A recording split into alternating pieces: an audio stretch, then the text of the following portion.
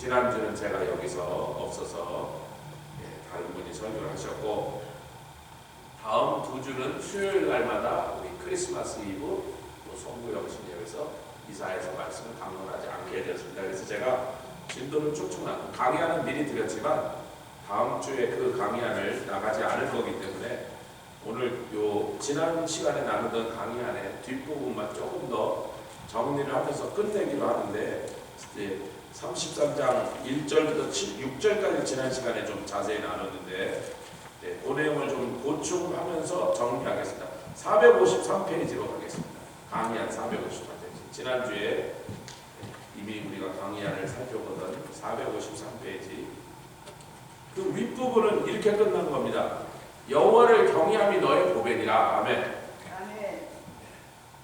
저희가 시편 67편 하면서 복, 찬송, 찬송, 복, 찬송 이러다가 마지막에 갑자기 여호와를 경외함이, 복을 주신 이유는 여호와를 경외함, 은혜를 주신 이유도 오늘 이 본문의 2절에 주여 우리에게 은혜를 베푸소서, 그러면 우리가 주님이 우리의 환난 때 구원이 되시겠나요? 그 얘기의 끝이 어떻게 끝나요? 6절에 그게 끝나고 7절부터 도로 악한 자들 얘기를 하잖아요. 그러니까 주님의 백성들에게 주여 우리에게 은혜를 주시옵소서. 왜? 저 사내립이란 나쁜 놈이 지는 학대를 받지도 않았는데 우리를 학대한단 말이에요. 언제 이스라엘이 아수르를 쳐들어간 적이 있나요? 500년 동안 지네들이 수없는 나라를 쳐들어가서 얼마나 잔인하고 흉포하게 그렇게 다른 사람들을 학대했지, 자기는 한 번도 학대받은 적이 없단 말이에요.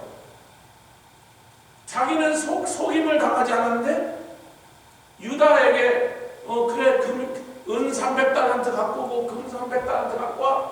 히스기야가 성전에 금까지 베껴갖고, 물론 바보 같은 짓을 했습니다. 물론 어리석은 짓을 했어요. 그러나 사내립과 히스기야 사이의 약속은 뭐예요?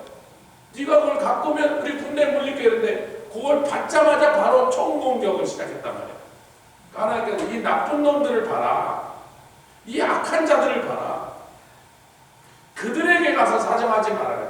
반드시 배반당한다. 너희들 배반당한다. 세상에 악한 자와 뭘 도모하면 반드시 뒤통수를 맞는다. 그랬더니 어떤 하나님의 사람들이 하나님 우리에게 은혜를 베푸시옵소서.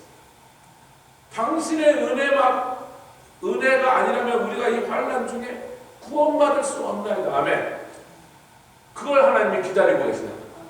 그걸 은혜를 받겠다고 하는 자를 누구에게 은혜를 베푸시죠? 성경적 원리가 뭐예요? 누구에게 은혜를 베푸신다고요?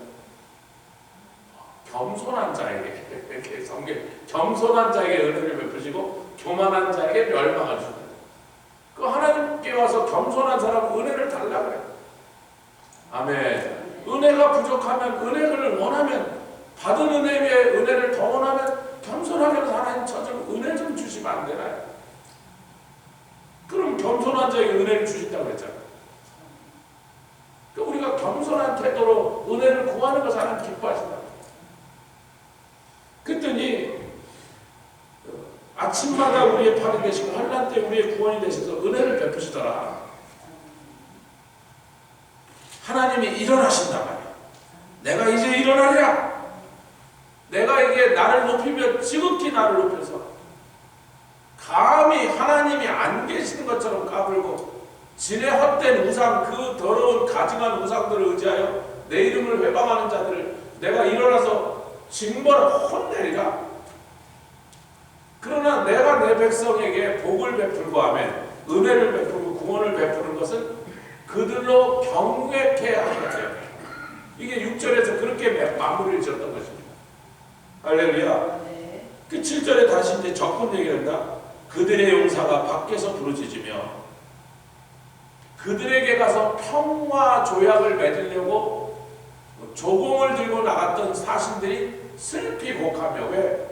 갖다 바친 조공은 아무 쓸데가 없어서 은을 바치고 금을 바치면 평화가 이루어질 줄 알았는데 평화의 사신들은 헛수 헛수고만 하고 왔다 갔다 바보만 됐단 말이에요.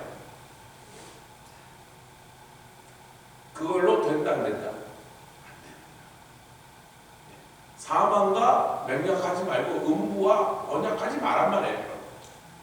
이것이 이사야서에서 중심부의 가장 귀중한, 하나님 우리에게, 하나님 백성을 기억하라, 나를 경외하라. 여러분, 경외한다는 말은요, 사실은 그냥 어렵게 한자를 쓰고 두려워하는 분이라는 거예요. 근데 이 두려워한다는 게 참 이상합니다. 우리는 하나님을 사랑하니까 두려워하는데, 때리니까 맞을까봐 두려워하는 게 아니에요. 사랑하니까, 아멘, 그분이 귀하니까 두려운 거예요. 여러분, 우리 옛날 어른들 앞에 가서 높은 집안이나 어디 단지 어려워하잖아요. 아이고, 무슨. 그분이 때려서 어려워하는 거 아니에요. 너무 높은 분 앞에 가면 우리가 몸매를 좀 이렇게, 몸매무새도. 근데 그렇게 두려워하면, 우리 하나님을 진정으로 두려워하면, 경외하면 다른 건 안 무서워. 호랑이가 두려우면 늑대는 별거 아니라고. 호랑이가 있는 산속에 늑대는 별거 아니라고. 사자가 있는 동네 하이에는 별거 아니라고. 더 무서운 분이 있으면 나머지는 안 무섭다. 할렐루야. 하나님을 진정으로 두려워하면 어떤 인간도 두렵지 않다. 어떤 대상도 두려움의 대상이 아니란 말이에요. 그러니까 하나님을 경외하는 것이 지혜와 지식의 근원이다. 그래서 오늘 6절을 다시 읽어보겠습니다. 시작. 너희 시대에 평안함이 있으며 구원과 지혜와 지식이 풍성할 것이니, 왜냐하면 너희들이 여호와를 경외하기 때문이야. 여호와를 경외하는 사람에게 구원과 지혜와 지식이 넘치니 그것들이 너희에게 보배로운 일이 될 것이라고.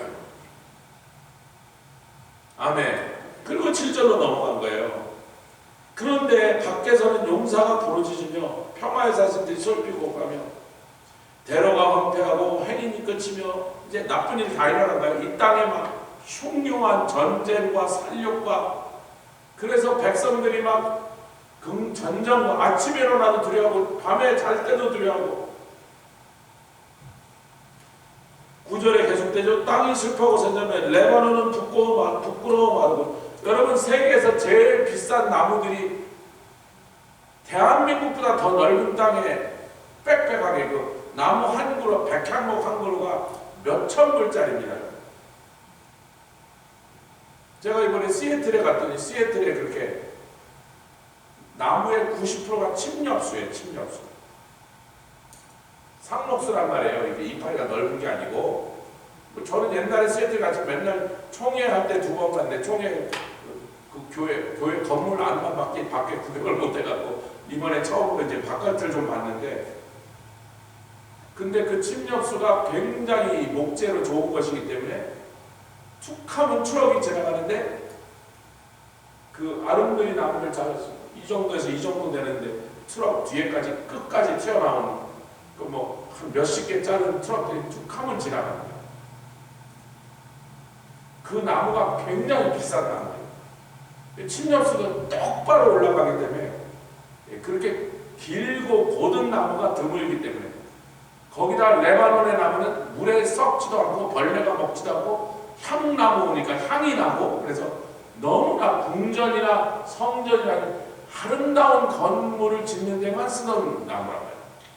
그게 대한민국 넓이보다 더 넓게 거기 가득 차 있는데, 세계에서 가장 비싼 산림이 자라는 나무 지역인데 나무가 마를 거예요. 그 말은 뭘 표현해요? 망했다. 우리말로 망했다. 쫄딱 망했다. 샤론이 어떤 것인가? 샤론의 꽃 장미. 샤론의 장미 그러잖아요. 이스라엘의 샤론의 장미, 우리 무궁화를 말하는 거예요. 장미가 피는 것인데 사막과 같이 변할 거죠. 바산은 암소가 많은 것이에요. 암소가 왜 많죠?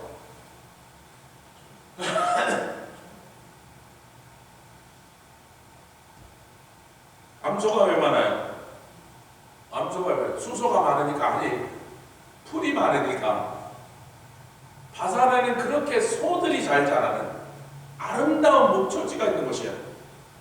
그런데 바산과 갈멜산이 목욕을 떨어치는도다. 나무가 말라 죽고 이파리가 다 낙엽돼서 떨어지는 것. 이스라엘의 아름다운 곳마다 그냥 경치가 좋고 물산이 풍부하고 풍경이 아름다운 곳마다 다 망했는도다. 한국을 치면 지리산에 나무가 다 죽고 뭐 설악산에 막 그냥 다 무너지고 뭐 이렇게 표현한 거예요 지금요. 한국의 유명하고 아름다운 곳마다 다 망했다 지금 곳곳을 골라서 그렇게 말한 거예요.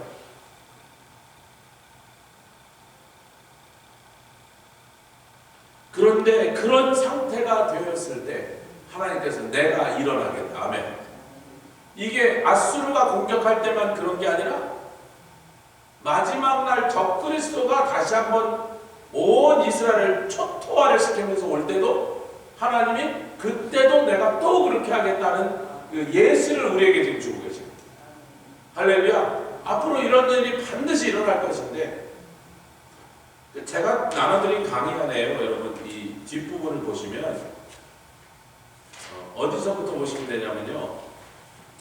457페이지에 19세기 그러니까 1800 몇십 년대에 산업혁명이 일어나서 457페이지에 아니 거기 있다고만 제가 오늘 그걸 제가 읽으려는 게 아니고 산업혁명이 일어났습니다.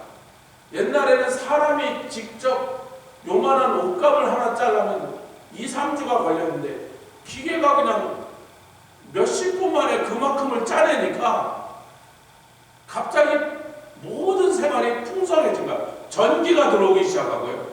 전화도 낮아지기 시작하고 그 전에 사람들에게 상상할 수 없는 놀라운 일들이 벌어지고 풍요하고 번영하니까 사람들이 등 따숩고 배부르고 먹을 게 넉넉해진 거예요. 옛날에 왜 전쟁이 맨날 일어났죠? 먹을 게 부족해서. 여러분 일본 사람들이 왜 여러분 한국에만 외구가 온 게 아니고요. 청나라 때는 중국의 본토의 3분의 1 정도를 외구가 쓸고 다녔습니다. 명나라 청나라 때. 그 외구들은 왜 그렇게 왔죠? 아니 왜 자꾸 남의 나라 와서 뺏고 죽이고 했냔 말이에요. 일본이요. 지금도 그렇게 세계에서 산림으로 산지가 국토 면적이 제일 76%입니다. 다시 말하면 인구는 많은데 쌀을 키울 땅이 부족해. 아니 이게 무슨 뜻이에요, 여러분? 언제나 식량이 모자라. 그럼 식량이 모자란데 모는 자는 칼 싸움은 잘해. 그럼 어떡하죠? 식량은 모자란데 칼 싸움은 잘해. 그럼 어떻게 해요? 이웃 나라 쳐들어가는 거죠. 식량이 맨날 모자랐어. 그러니까 늘 전쟁을 한다. 식량을 확보하려고 전쟁을 했어요, 여러분. 근데 막 기술이 발달하고 의학이 발달하고 농업 기술이 발달하고 그 세계 사람들이 야 이제 먹을 거 걱정 안 하게 됐고 막 추운데 막 옷이 없어서 그냥 막 옷을 막 찍어내고 이러니까 산업이 발달, 자동차가 생기니까 무슨 얘기를 했냐면 다시는 이제 전쟁이 없을 거다. 그래서 그 시대를 로맨틱 에어리라고 합니다. 로맨틱 에라, 낭만주의 시대라고 합니다. 모든 문학작품, 예술, 그림 이런 음악이 전부 아름답고 낭만적이고 아주 밝고 듣기만 해도 기분 좋은 음악이 나오고 왜? 굉장히 낙관적인 생각이 있어요. 그래서 앞으로 전쟁은 아프리카 무지한 토인들이나 하지 우리 유럽이나 미국 사람들 전쟁 안 한다 이제. 그래서 몇십 년 동안 전쟁 안 한다를 유럽 사람들이 정말로 믿었습니다. 우리가 이제 너무 똑똑해지고 우리 인류가 이렇게 머리가 깨고 막 산업이 발전했는데 무슨 무식하게 막 서로 찔러 죽이고 그런 야만적인 일을 하겠느냐고 30년 40년 동안 유럽에서 전쟁을 이제 인류는 안 한다. 그렇게 믿었습니다. 그런데 그 끝에 가장 야만적인 전쟁이 1차 세계대전이 벌어졌어요. 1차 세계대전이 벌어져서요. 너무 놀란 거예요. 근데 이번에는 막 그 발달된 과학으로 막 독가스로 죽이고 기관총으로 죽이니까 죽이는 숫자가 옛날에 칼로 창으로 할 때하고는 비교가 될 수 없게 많이 죽이니까 거의 1억 명 가까운 사람이 죽었습니다. 그때 당시 지구 인구가 20억일 때 1억이 죽은 거예요, 여러분. 전 지구의 인구의 5분의 1이 죽어버렸습니다. 너무 놀랐어요. 그래서 그 무슨 이게 국제연맹이라는 걸 만들었습니다. 우리가 이 전쟁이 일어나기 전에 대화를 하자. 전쟁이 일어나니 이렇게 많이 죽으니 다음번에 또 이런 전쟁이 일어나면 인류가 다 멸망할지도 모르겠으니 우리 이제는 전쟁을 방지할 수 있는 기관을 만들자 해서 국제연맹을 만드는데 그 국제연맹에 들어갔다가 제일 먼저 나간 게 일본입니다. 우리는 여기서 못하겠어. 전쟁 더 해야겠어. 해서 나가버립니다. 일본 대표가 거기서 우리가 뭐 러시아를 공격하게 뭐 왜 자꾸 우리만 나쁜 놈이라 그냥 지놈들도 나쁜 놈들인데 중국하고 전쟁하게 왜 우리만 나쁜 놈이냐 저놈들도 못했는데 이러면서 일본 대표가 확 박차고 나가버립니다. 그 연설하다 말고 나가버려요. 그래서 국제연맹이 있었는데도 2차 대전이 또 벌어지고 이번에는 2배가 죽습니다. 그 이제 인류가 놀래갖고요. 이야, 우리가 이렇게 많은 사람을 죽이는 원자 폭탄을 만들고 그랬으니 진짜 3차 대전을 막아야겠다. 3차 대전은 뭐 이 나라 저 나라 전부 원자 폭탄 쓰면 지구가 다 멸망하고 없어지지 않겠냐. 그리 막아야겠다고 생긴 게 그 유명한 유엔입니다. 그 유엔이 생기자마자 전쟁이 터져서 어디가 터졌죠? 6.25가 터졌죠. 그 유엔이 야 군대를 모아갖고 저 힘없는 남한이 저 깡패 같은 북한한테 맞아 죽게 생기니까 우리가 다 군대를 모자 해서 16나라가 군대를 보내서 그래도 한국을 도와서 그만큼이라도 하여튼 나라를 보존하게 됐잖아요. 근데 그 이후로 다시는 유엔이 전투부대를 가지고 전쟁을 억제하는 힘을 발휘하지 못합니다. 자기네들끼리 더 의견이 안 맞고 막 힘겨루게 하고 뭐 이래서 결국은 안 돼요. 그 다음부터 보낸 군대는 전부 평화 유지로 그냥 중간에 껴서 야 그러지 마 이것만 하고 있어요. 전투부대로 참여한 적이 없습니다. 그래도 월남전 이후로 큰 전쟁이 안 일어나니까 인류가 뭐라고 생각했어요? 뭐 이제는 그냥 우리가 뭐 서로 무기도 너무 세고 그러니까 서로 알고 웬만하면 서로 건드리지 마. 핵무기 가진 나라도 자꾸 늘어나고 가공할 무기들이 막 일어나니까 웬만하면 안 싸우니 이제 전쟁이 없을래나 보다 그랬어요. 근데 떡하니 러시아가 우크라이나를 쳐들어가고 하마스가 이스라엘 건드리고 세계 전쟁들이 뻐버버버벙 터지고 있습니다. 그걸 보니까 핵무기가 있어도 인류가 아무리 문명화가 되고 머리가 깨도 우리 주님 다시 오시는 재림 순간까지 세계에 전쟁이 없을 거라는 것은 환상, 망상입니다. 그 얘기들이 이제 이 강의할 뒷부분에 있으니까 자 오늘 말씀을 좀 정리하고 갔으면 좋겠다 생각합니다. 그래서 하나님이 일어나셔서 민족들을 불에 굽는 횃돌을 갖게 만드시겠다. 저는 그 횃돌을 불에 굽는 걸 본 적이 없어서 이게 뭔지 솔직히 잘 모르겠어요. 이스라엘에서는 회 갖고 무덤에 칠했거든요. 여러분 잘 아시는데요. 회칠한 무덤 같다 해서 아마 그때 뭐 그 횃돌을 태워서 어떻게 하나 봐요. 그 뭐 한국하고 풍습이 다르니까. 근데 가시나무를 불에 사른다. 이건 뭐 가시나무는 아시다시피 사막에서 자라서 굉장히 바짝 마른 나무인데 그걸 불에 태우니 얼마나 잘 타겠냐 말이에요. 누구를? 세상의 민족들 하나님 태워보시겠다. 당신이 일어나셔서 왜? 평화의 사신들을 슬피 울게 만들고 이스라엘의 아름다운 것마다 전부 황폐하게 만들어서 처참한 모양으로 만드니까 하나님의 민족들을 그렇게 심판해서 불로 태우는 것 같이 하시겠다. 자, 11절 가겠습니다. 13절 가겠습니다. 13절 이사야서 33장 13절 시작. 너희 먼데 있는 자들아 나의 한 것을 들으라. 너희 가까이 있는 자들아 나의 권능을 알라. 여러분, 이 얘기를 제가 강의하네. 이스라엘이 출애굽할 때부터 또 그 다음에도 아사왕, 여호사왕 왕 때 하나님이 일어나셔서, 지금 하나님 내가 나를 높이리라 일어나신다 그런 뜻이에요.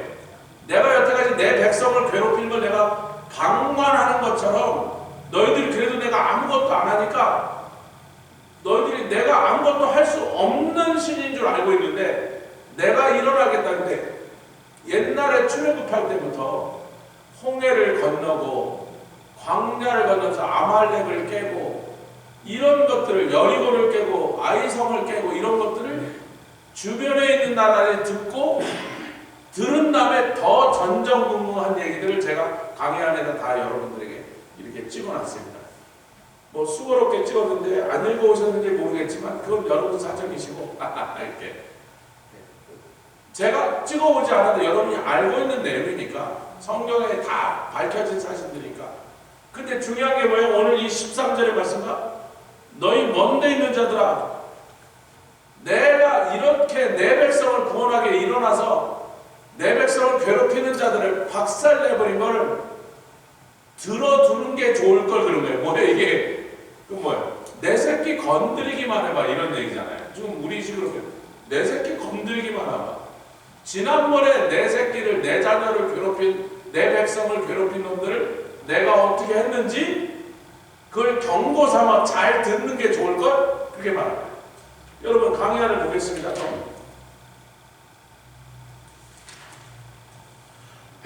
455페이지 1번. 제가 그냥 찍어놓은 걸 같이 읽읍시다. 1번 민수기 14장 13절 16절 시작. 애굽인 중에서 주의 능력으로 이 백성을 인도하내셨거늘 그리하면 그들이 듣고 이 땅 거민에게 고하리이다. 할렐루야. 주 여호와께서 이 백성 중에 계심을 그들도 들었으니, 그리고 봤어요. 또 불기둥 구름기둥으로 이들을 이끌어내신 걸 광야에 있는 거민들이 다 보았나이다. 할렐루야. 듣고 다 보았어요. 여러분 고구려가 살수해서 수나라 30만 명을 몰살시킨 거를 얼마나 멀리까지 그 소식을 들었을 것 같아요. 지금의 우즈베키스탄에서 그 고구려가 수나라를 때리고 당나라를 때리고 무슨 얘기를 우즈베키스탄에서 들었습니다. 키로수가 한 5만 킬로 정도 하셨어요.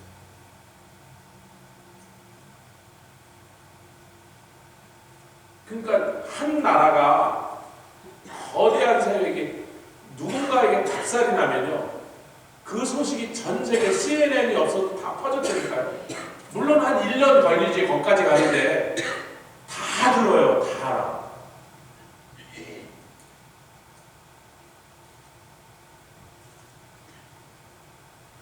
2번 보겠습니다. 여호수아 5장입니다. 이게 이제 가나안 정복 전쟁이 시작되고 난 다음에 시작. 요단 서편 아모리 사람의 모든 왕과 해변의 가나안 사람의 모든 왕이 여호와께서 요단물을 이스라엘 자들 앞에서 말리시고 우리를 건너셨음을 듣고 마음이 녹았고, 홍해를 갈르신 것을 보고 요단을 갈르신 걸 듣고 그들이 마음이 녹았고 이스라엘 백성 때문에 걱정이 돼서 정신을 잃어버렸다. 여호수아 9장 1절 시작. 요단 서편산지와 평지와 레바논과 대변에 있는 헷 사람과 아모리 사람과 가나안 사람, 이게 가나안을 차지하고 있는 6부족을 전부 하나씩 열거하고 있잖아요. 그런데 모든 왕이 이 일을 듣고, 그 일이 뭐냐면 여호수아 8장의 사건이 뭐예요? 여리고와 아이성을 정복시키는 얘기입니다. 그것을 듣고 정신을 잃어버렸다는 거예요. 그러니까 하나님이 이스라엘 백성과 함께 하시고 그들을 돕게 하시는 일마다 온 세상이 그걸 듣고 있더라고요. 역다에는 아사왕 때 얘기죠. 구스 사람이 100만을 데리고 올라왔잖아요. 100만 명의 군대를 데리고 올라왔는데 그들을 쳐서 살아남은 사람이 없더라. 여호와 앞에서와 그 군대 앞에서 패망하였습니다. 여호와께서 그날 사면 모든 백성의 백성을 두렵게 하시니. 할렐루야. 그러니까 이제 이사야서 33장으로 돌아오니까 13절에 야, 내가 일어나서 내 백성을 괴롭히고 내 백성의 땅을 황폐하게 하는 자를 내가 얼마나 강력하게 응징했는지 너희 멀리 있다 그래서 강 건너 불구경하지 말고 너희들을 향한 경고의 메시지야. 내 백성을 건드리면 내가 그렇게 할 거야. 똑바로 새겨들어 지금 그렇게 말씀하세요. 할렐루야. 근데 그 다음에 하나님의 백성들에서 14절은 시온의 죄인들아 너희들이 두려워하지 않더라. 여러분 아까 뭐랬어요? 여호와를 경외하는 것이 너희의 보배니라. 아멘. 아까 엄권사님께서 기도하시면서 여호와를 즐거워하는 것이 너희의 힘이라 그랬잖아요. 제가 오늘 김종호 목사님 이제 베이스에서 출발하는데 거기 가서 또 이런저런 목사님도 여러 번 만나 뵙고 의논도 하고 그랬는데 떠나기 전에 기도합시다. 그래서 목사님도 또 나가셔야 돼요. 저희도 출발해요. 한 명씩 돌아가면서 기도하지 않는데 어디서 이렇게 돌아가면서 기도하는데 하다 보니까 제가 제일 마지막. 하여튼 저희가 있는 거 보일러도 고장나고 파이프도 터지고 막 여러 가지 그 추운데 그래서 이벤트가 많은데 연말 연시고 그것 때문에 왜 아니 목사님 왜 보일러가 고장나서 놔두시고 파이프가 터지면 뭐 하셨어요? 그랬더니 아이 말도 마라 이 사람아. 지난 몇 주 동안에 IT에서 도미니카로 북한에서 남한으로 탈북하듯이 산속을 넘어서 건너는데 거기가 가시덤불이 많아요. 사막화가 됐고 어떤 그 3명이 출발했는데 3일 만에 왔는데 왜 그러니까 가시덤불에 신발과 옷이 다 찢겨져서 신고 오던 운동화가 다 찢겨니까 할 수 없이 쓰레빠를 신고 왔대. 그리고 도미니카 쪽에서 일제 단속기간에서 국경에다가 그 단속하는 사람 평소보다 몇 배나 늘려놨다는 거예요. 거기서 무슨 큰 행사 같은 게 있다고. 그러니까 낮에는 깜짝 어디 덤불 속에 숨어 있다가 밤에만 기어 넘느라고 보여야지 뭐 가시덤불이 밤에 보입니까? 그러니까 막 모시고 막 신발도 다 찢어졌다. 3일 만에 국경을 넘어왔다. 그 사람 잡히고 다시 추방당하고 이럴까봐 그거에 온갖 며칠 긴장하셨다. 하여튼 그래서 이제 빙빙 돌아서 기도하던 이제 제 차례가 돼서 제가 이제 마지막 마무리해서 제가 기도하는데 여호와를 즐거워하는 것이 우리의 힘이 되게 우리 목사님과 사모님 여호와를 즐거워하시니까 이런 모든 상황과 힘이 되게 제가 이제 기도하고 우리 권사님 또 근데 여호와를 즐거워하는 것은요 성도들이 하나님과의 사랑의 관계 속에서 당연히 즐거움을 거기서 아니 우리가 무슨 다른 소망이 있습니까? 다른 기쁨입니까? 아 뭐 세상에 무슨 취미를 남겨라든가 옛날에 세상에서 좋았던 거 다 버리고 다 끊어내고 하나님 한 분밖에 뭐 아멘 저가 무슨 기쁨이 있어요? 하나님 한 분밖에 그분으로부터 오는 위로와 즐거움으로 은혜로 그 즐거움으로 사는 건데 그 상황 속에서 하나님 뭐를 원하신다? 경외함을 원하신다. 근데 이 사람들이 죄인들아 쓸데없는 걸 두려워하지 말고 나를 두려워하라고 하잖아요. 시온에서 너희들이 왜 계속 죄인으로 사냐면 두려워해야 될 여호와를 두려워하지 않고 뭘 두려워하고요? 아수르를 두려워하고 있고요.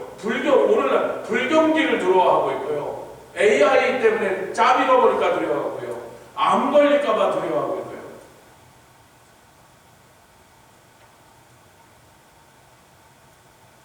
그런 건 다 두려워하면서 진짜 두려워해야 될 누구를 두려워하잖아요. 경외함이 없어져 버린 거예요. 이 시대가. 하나님을 경외함을 잃어버린 시대라고. 그러니까 날마다 다른 걸 두려워하고 사는 거예요. 전쟁을 두려워하고 불경기를 두려워하고 코로나를 두려워하고, 코로나가 또 조금 돈대요. 그래서 내가 돈을라 그래 뭐 끝까지 더 약해졌어요. 옛날보다 몇 년 전보다.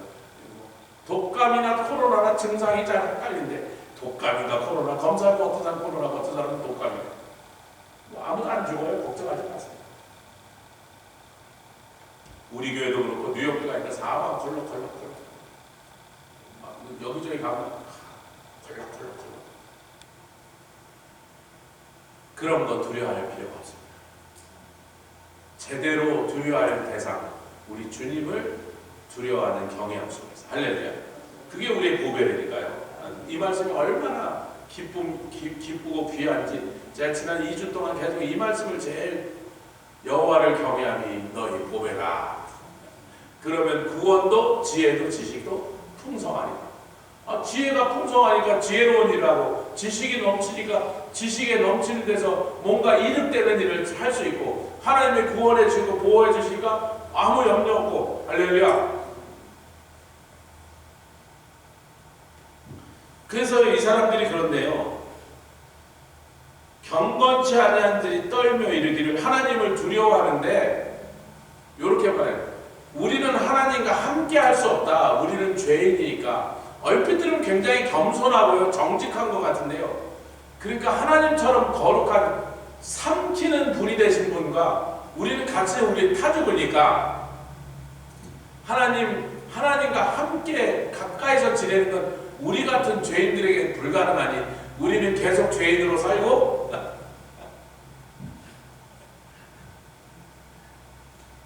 빌리그레엄 같은 목사님이나 주님과 함께 살게 해주세요. 우리는 그렇게 살지 못해요. 여러분, 삼키는 불이 다른 곳에 신명기에는 소멸하는 불과 히브리어 똑같은 단어라는 걸 제가 여기다 강의 안에다 찍어놨습니다. 뭐 지겨운 얘기, 좀 재미없는 지루한 얘기니까 여러분이 읽어보시고 그렇다 하는 것 정도만 아시면 되죠. 그 뭐 히브리어가 뭐가 어떻게 생겼는가 중요한 게 아니고, 삼키는 불, 소멸하는 불 같은 불인데, 그뿐만 아니라 영영이 타는 불이래. 그 영영이라면 올람이라는 말을 썼습니다. 그 영원이라는 개념으로 우리 하나님은 언제나 영영토록 타시고 언제나 계속해서 타시는 분이신데, 그렇게 타는 불과 함께 거하다가 우리가 화를 당하지 않겠습니까? 그런데 15절과 16절에 의로운 자는 다르게 말합니다. 이들은 의롭게, 시작, 오직 의롭게 행하는 자, 정직히 말하는 자, 토색한 재물을 가증히 여기는 자, 손을 흔들며, 이게 전부 뭐예요? 의롭게 행한다는데 그 의롭게 행하는 행동의 내용을 보니까 전부 사람과의 관계예요. 매일매일 그 사람의 삶 속에서 하는 그의 모습을 얘기합니다.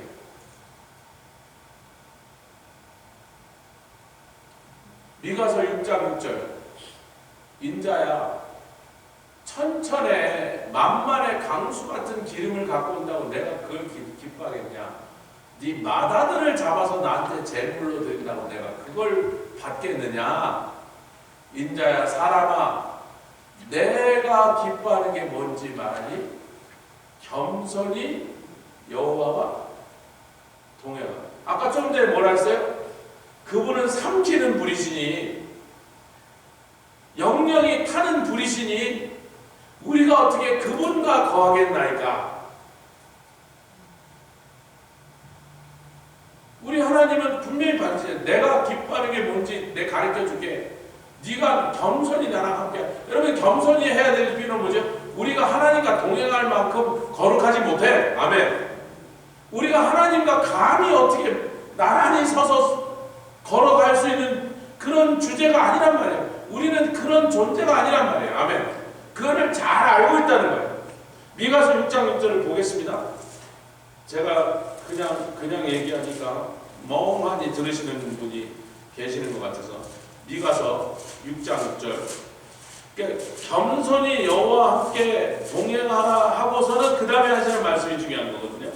6장 6절. 미가서 6장 6절. 6절부터 8절까지 같이 읽겠습니다. 미가서 6장 6절부터 8절까지 시작. 내가 무엇을 가지고 여호와 앞에 나아가면 높으신 하나님께 경배할까? 내가 번제물 1년 된 송아지를 가지고 그 앞에 나갈까? 여호와께서 천천의 수양이나 만만의 강수 같은 기름을 기뻐하실까? 내 허물을 인한 내 맏아들을 내 영혼의 죄를 인한 내 몸의 열매를 드릴까? 그런다고 하나님이 기뻐하시겠느냐? 8절에 이제 시작. 사람아 주께서 선한 것이 무엇임을 내게 보이셨나니 여호와께서 내게 것이 오직 공의를 행하며 인자를 사. 여러분, 공의는 누구한테 행해요? 하나님께 행해요? 다른 사람한테요. 공의를 행하며 인자를 사랑하며 내 하나님과 겸손히 동행하라. 그러니까 하나님과 겸손히 동행하기를 원하는 사람은 두려워하죠, 경외하죠. 왜? 내가 하나님처럼 거룩한 존재가 아니고 죄 없는 인생이 아니다 보니까 하나님과 함께 한다면 굉장히 부담스러운 일이에요. 레위기 10장에 뭐라 그래요? 레위기 10장에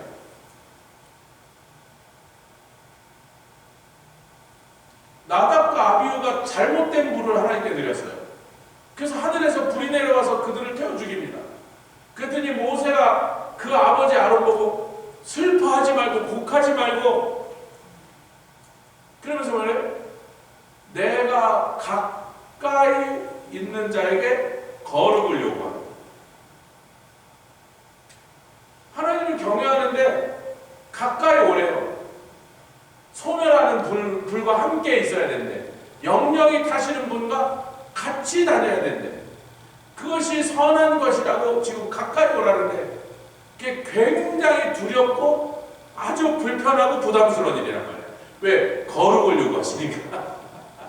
거룩하지 못한데 그러니 겸손할 수밖에 없고 그분의 의를 의지할 수밖에 없고 그분의 은혜를 긍휼을 베풀 주시라고 맨날 간청할 수밖에 없는 거예요. 그런데 그 상태에서 다른 사람을 향하여 뭐를 행하라? 공의를 행하라. 주일날 이럴 때 고린도후서와 빌립보서와 히브리서는 선을 베풀라. 그거는 대신 관계가 아니라 대인 관계입니다. 우리가 무슨 하나님께 공의를 베풀어요? 우리가 무슨 하나님께 선을 베풀어요? 다른 사람에게 선을 베풀라. 공의를 베풀라. 무엇을 기억한다면 하나님을 두려운 분으로 기억한다. 남에게 모지고 못된 짓 하는 사람 치고요. 하나님 두려운 걸 아는 사람 없습니다. 하나님 두려운 걸 모르니까 그러니까 사람 옛날하고 이 천벌 받은 거 봐. 하늘이 무섭지도 않다. 그래 한국 사람이 쓰는 표현이에요. 그게 지금 우리 신앙적으로 하나님을 경외하는 자는요. 다른 사람한테 악하게 모질게 대할 수가 없는 거예요.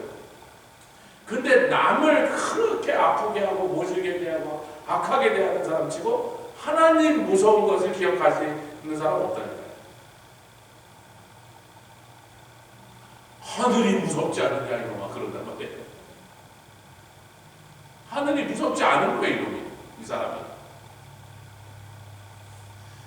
자 15절 16절 읽고 마치겠습니다. 우리 이제 날씨도 춥고 올해 마지막으로 이사야서 강의를 하고 나머지 두 주는 우리 다른 메시지 우리가 또 나눌 것이니까 이 정도 하면 될 것 같아요. 15절 16절 시작. 오직 의롭게 행하는 자 정직히 말하는 자 토색한 재물을 받지 아니하는 자 귀를 막아 들어 뇌물을 받지 아니하는 자 귀를 막아 피 흘리려는 꾀를 듣지 아니하는 자 눈을 감아 악을 보지 않은 자 그런 사람들은 높은 곳에 거하리니 그 높은 곳이 누구예요?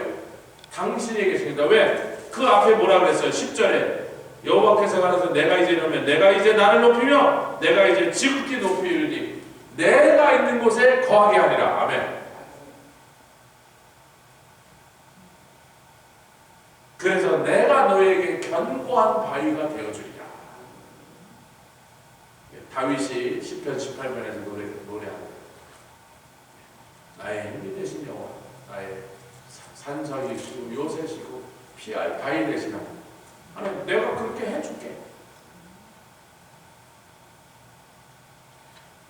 그 보장이 되면 그 양식은 그 물은 끝이지 아니하리라 하셨느니라. 할렐루야.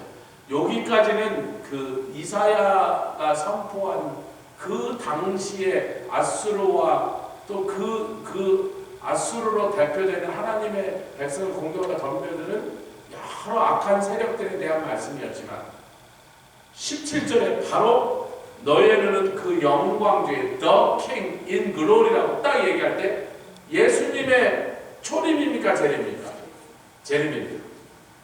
그리고 그 다음에 일어나는 여러 현상들은 천년왕국에서 벌어지는 모습을 묘사합니다.